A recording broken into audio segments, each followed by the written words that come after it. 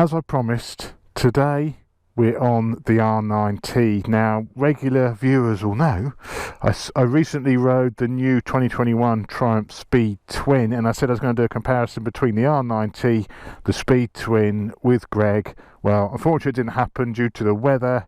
Lashed it down when we're going to be recording that video.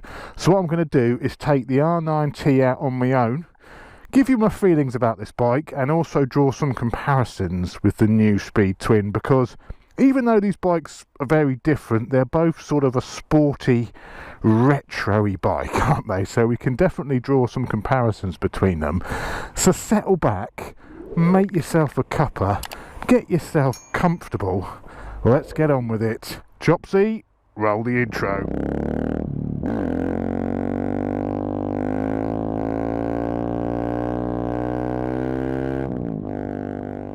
So this is the base BMW R9T. We know there's different versions. There's the Scrambler, there's the there's been the Racer, there's the Urban GS, you know, and a couple of others.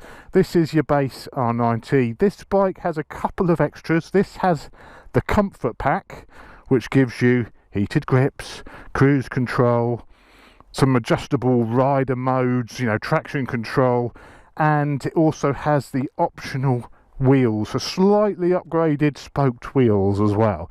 So I think this bike retails for just over £14,000 with those extras on it, and it starts around about 13,000, late 12s. I'll pop it on the screen. So the 2021 Speed Twin starts at 11,000. So this bike is already a couple of £1,000 more expensive than the base Speed Twin. So jumping aboard, first of all, you see this massive transversely mounted 1170cc Boxer engine. You know, it dominates the bike, really, the engine on this. And when I've not borrowed one of these before. It's the first time I rid an R9T, and I presumed that it would have the latest, you know, BMW GS 1250 shift cam engine in it. That's not the case. This is the old air and oil cooled Boxer engine. So this engine is, you know, quite an old engine. The GS has been water cooled for donkey's years. Now, before we set off, and in the usual fashion, let's just do a quick noise test. You ready?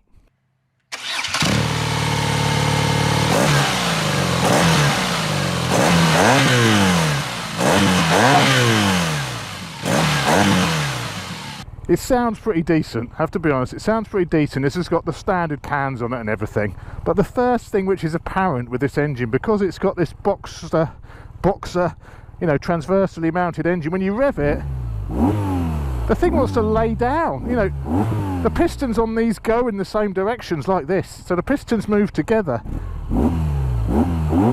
And there's such amount of sort of sideways torque with that engine. The engine does dominate this bike. Let's crack on. Where's my glasses? First thing with the ergos, it's a much bigger bike than the Triumph and the Speed Twin. It feels bigger. That engine gives it some girth, you know, and the tank's quite wide. I think it's got a bigger tank on this. Don't know the size. I'll flash it on the screen.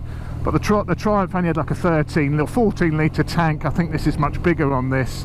But it's just a bit different to ride. The bars are much wider on here than on the Triumph. A much wider bar gives you the option for a little bit more leverage. The seat feels actually maybe a little bit lower than the Triumph. It's a single seat. You've not got that long, you know, retro styled seat. You've got a seat which is sort of nicely padded. I think it's definitely more comfortable than the Speed Twin on longer journeys, but the ergos are really rather pleasant on this. Braking is done by Brembo, unlike the, you know, the new BMWs that have the Hayes calipers. This still has the Brembos, which actually deliver a nice amount of bite. Actually, they pull in quite nicely. The brakes, even though the Speed Twin had M50 calipers, this has got a more sharp. The brakes actually feel better on this. They feel sharper on this. The suspension on here is also fully adjustable, unlike the Speed Twin, which had the new Marzocchi upside down forks, but they were completely unadjustable. These are fully adjustable.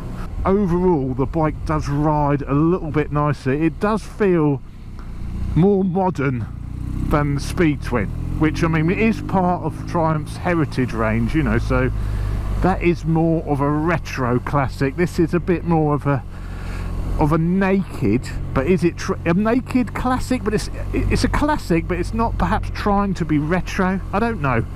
They're slightly different, going for maybe slightly different markets, these, but this definitely feels like a more modern bike when you're riding it.